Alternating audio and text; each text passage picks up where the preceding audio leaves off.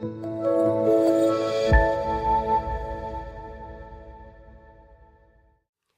program was proudly brought to you by the Global Foundation of Public Speaking.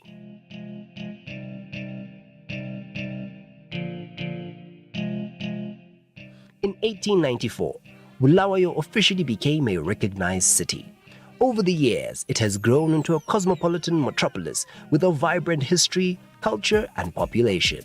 In October 2019, the Bulawayo City Council sat and resolved to celebrate this great city by declaring the 1st of June Bulawayo Day. On this day, we celebrate and showcase everything that makes Bulawayo unique, from its culture to its people and everything in between. As part of Bulawayo Day 2022, I had the privilege of sitting down and chatting with the incumbent mayor of the city of Bulawayo, His Worship Councillor Solomon Mguni. I'm Solomon Mguni, the mayor of the city of Bulawayo, registered and practicing legal practitioner, conveyancer and notary public in Zimbabwe, a member of the Law Society of Zimbabwe, member of the Zimbabwe Lawyers for Human Rights, member of the SADC Lawyers Forum. I studied the Bachelor of Laws Honours at the University of Zimbabwe and graduated sometime in 2008. Did Master of Laws with specialization in private law at the University of South Africa. Graduated in 2019. And now a doctoral student, PhD in international law at the Philippines Christian University, co-founded and managing partner of a law firm called Mguni Legal Practitioners here in Bulawayo, and which we've been operating since 2015. I think I was then elected Councillor of the Ward 23 Bulawayo Municipality in 2018, following which I was then elected mayor by my colleagues then in 2018, of which I'm serving the current term that ends in 2023, because elections are due in about 11 or so months from now. Your Worship, thank you very much for doing this. Thank you, Ntando, for having me. Fantastic. You know, one thing I want to tell you from the onset is I don't think I'm the first one. Bulawayo Day, Nambi. It's not the first time. So there are many people who are wondering, what is Bulawayo Day? So please explain to me the purpose of your Bulawayo Day. Oh, I thought you were a student of history time. Let me clarify. Bulawayo Day, is a day that we celebrate the declaration of Bulawayo as a city town. Okay. Back in 1894. Of course, someone may say that the settlement called Bulawayo was there all along. All along, because Nkosi Mzilikazi arrived here sometime 1840, and that was before 1894. Yeah. But then when you look at the formal declaration of Bulawayo is now a town, that was on the 1st of June 1894. Yeah. So we need to celebrate our forebearers. Yes, people may say it's a colonial declaration. Mzilikazi had already arrived here and set up a settlement before. Yeah, sure. But now it's a day then that we then celebrate Ubuntu Betu as the people of Bulawayo, and celebrate the achievement, the strides that we've made since then as a city, as a town. And I think that's clear to me, and to you maybe, that is a historical sort of thing that we're commemorating. Yeah, sure. Do you not feel that there are some sectors of the society who may feel like Lina trying to celebrate this day is pushing, number one, a tribalistic narrative, and secondly, an anti-government narrative? What would you say to someone who may think that is the purpose of Bulawayo Day? Okay, thank you. Because even Nkosi Mzilikazi, when he built Isizwe Sakhe, he built it Hlanganisa Mhlobo. Oh, okay. So yes. you to recall, if you're a student of history, those three groups and so forth. Yeah. Those who read history, the Ndebele state. Right. And Bulawayo, even in the modern day, it's a cosmopolitan city which has many people from diverse backgrounds, diverse cultures. So, in celebrating Bulawayo Day and in celebrating Bulawayo, our culture, our diversity, we come together as Bulawayo. Yeah. Singakhangela ukuthi wena uvela ngaphi, singakhangela ukuthi wena uphi umhlobo and so Yes, forth. yeah. So this is who we are. We embrace each other. We're a city of peace. We are a diverse city which prides itself in culture, and we being a cultural capital. And if you look at the government devolution agenda now, it actually appreciates what we are from diverse backgrounds, united in their diversity. Right. So really, the question of tribalism is out of that, and which is anti-government. We are a government, remember, a local government, a provincial government. The borders of the province and of the city are the same. So really, we can't be anti ourselves because we're a government. Yeah, sure. And I like that because you're an elected official. Yeah, sure. And I'm then keen to say, in the celebrating of Bulawayo Day and its achievements, share with me some of the milestones that have been achieved by the city under your tenure as the mayor. Well, of course, first thing that people must understand is that as a collective, as councillors, we are policymakers. Right. Policymakers because we define the policy direction and implementation of the policies that then guide staff, officials, and management in terms of how they conduct the business of the city. Yeah.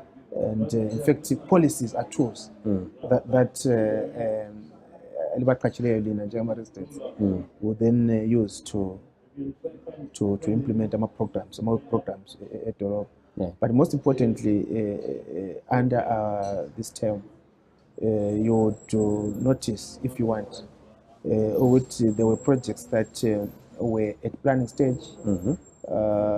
Ekotinimon first mooted around 2012, but it started to move when we handed over the site in 2018, and work started, albeit under COVID. Okay. Slowly, of course, there were challenges under COVID when they started to work in 2020, and it's moving. Then we brought in the smart parking as a joint venture. Right. With the TTI parking, Yeah. and it's already bearing fruits. And our residents are starting to you must have alternative sources of income other than relying on the ratepayer. So this is what we then did. Those are the two projects for specific mention to us. And of course, we came up with structural changes in the AMAD departments, our council. We didn't have a human capital department then. It was a department under the town clerk's department. So we now have, in terms of human resource, a standalone department. Then you come to town planning, because if you don't plan, it operates only data. But you need to the planning as an ongoing process. So we then decided also to put that department there, and we hope that those interventions, those changes that we did, Yeah. And just to bring it a bit closer to home and just bring it up to speed, what are some of the concerns that my citizens have right now that over the last month, 2 months, 2 weeks are prevalent, which, the citizens are concerned about this, and what have you done to deal with those concerns or problems that the citizens have as the mayor?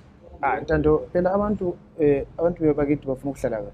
Yeah. I think that's the concerns that is there. They want a better living, good service delivery, infrastructure development. You see, and you as abantu, they are now traveling. The world is now a global village. Uyakutshela ngamamoza abona kubo Dubai, they want that. Let's transform idolobha lingabi what it was when umzilikazi came in here.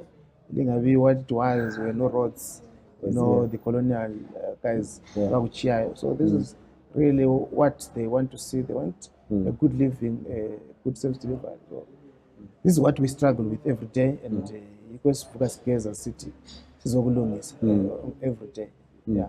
And because we're celebrating the city, we're celebrating the diversity of the city, what do you think, or what are some of the ways you would like to see citizens participate in Bulawayo Day? Yeah, of course. Sinama challenges ngokuthi maybe izimali zabe zingekho. Okay. Sabe sifuna senze imicimbi emikhulu kakhulu. Uyabona. So we have those challenges, but isifiso sethu sokuthi everyone must participate in their spheres. As was in indawo while when you celebrate culture, abanye balama cultural dresses are cultural, but we do, of course, as a people have an expression ukuthi how to express ourselves, cultural expressions and so forth. We want people to firstly abantu kumele babelazi ilanga leli. We need to propagate it, and people must know that it's their day and they must take part and also come forward with more activities as ukuthi ibe a worthwhile day for them. It's a family day. It's a day for all of us as a people. Yeah, because, you know, from all the research we've been doing prior to the day, it felt like people didn't not only know about the day, but the purpose of the day. What is the council doing to make people understand the purpose of Bulawayo Day? Well, I think in the past 2 or 3 editions, normally it's the day, right? The 1st of June, then followed by the festival, the 2nd to the 5th. Right. Yeah. I think we've done that in the 2 editions. Is that the arts festival? Yeah. Okay, The arts festival. Right. We've done that 2 editions. Right. And we've been live streaming. Those who know, thanks to COVID, in 2020, I think it was watched across the globe. And you know, abantu bethu, they are all over. And they were getting feedbacks. Yeah. They've been watching, and if you go on my comment section, people commenting and so forth. So we want that people must have ownership of the day. Of the day, ownership of Bulawayo, ownership in that spirit. So this is our expectation. And did you know it? Because you said it's a celebration of the culture and its people. Just tell me some of the things that you appreciate and that you're proud of Bulawayo, that you want not only abantu Bulawayo, but the country and the world to know about Bulawayo. Yeah, I think I alluded to ukuthi abantu Bulawayo, of course, sazakala ngobuntu bethu. Yeah, we are a city of peace. Right. Yeah, and of course we are proud people. People who are assertive, who love their culture, who love Bulawayo, and wherever you go,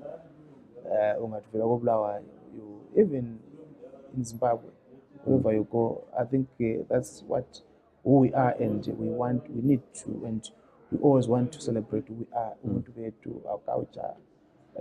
So in closing, do you have any exciting future plans, programs, or things that you want to do for the city or with the city of Bulawayo that you think if people hear about these future plans or these future programs, they'll be excited enough to want to work or partner with you on those programs? Yeah, Ntando, you see, it operates in the city is old, infrastructure is old, but of course we are doing what we can, try and revamp infrastructure. Okay, infrastructure. Yeah, in terms of our water reticulation system. Yes, we've done our part in terms of trying to renew what was last done in the 1970s. Yeah. New pumps and so forth. Our roads need attention. Yeah. Yes, we are working around the clock to ensure that, and of course with the support of government, other devolution funds, we are trying to spruce up those roads. But we are expecting even partnerships, more partnerships, people to adopt roads, like industries doing that, more Belmont and so forth, to adopt these roads so that we renew our city, we cultivate our city. There's more investment in terms of open spaces. You know, our youth, the open spaces, the parks and so forth. We need to resuscitate all those and renew our city. Yeah. Your Worship, thank you very much for your time. Thanks, Dando. Thank you very much. Thanks for having me. Yeah, well done. Okay. This program was proudly sponsored by Yanaya. Hashtag It Will End in Health. The face and the voice of big brands was proudly dressed by Sizzling Styles Boutique. The Global Foundation of Public Speaking brings you events, conversations, and competitions that advocate for the realization and implementation of the 17 Sustainable Development Goals.